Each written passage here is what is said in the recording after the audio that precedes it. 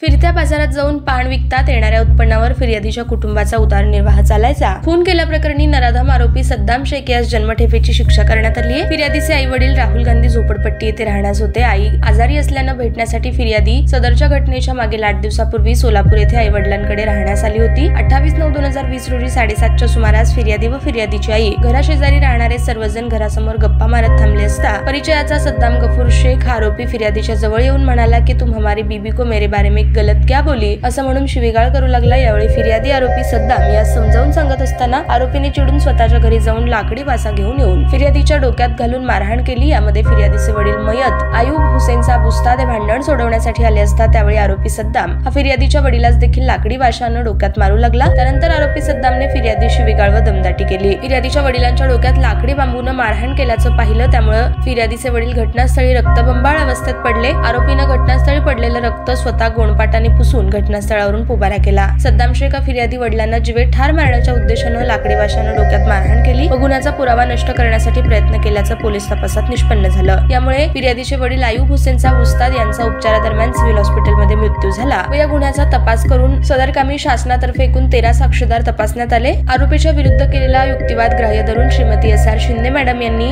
आरोपीस जन्मठेपेची शिक्षा सुनावली। तसेच ₹3,000 दंड, न भरल्यास 3 महिने साध्या कारावासाची शिक्षा व खुनाचा प्रयत्न केल्याप्रकरणी 307 प्रमाणे आरोपीस 7 वर्षाची, ₹3,000 दंड, न भरल्यास 3 महिने साध्या कारावासाची शिक्षा सुनावली आहे। सदर प्रकरणात कोर्ट पैरवी म्हणून महिला पोलीस कॉन्स्टेबल जहागीरदार यांनी काम पाहिलं।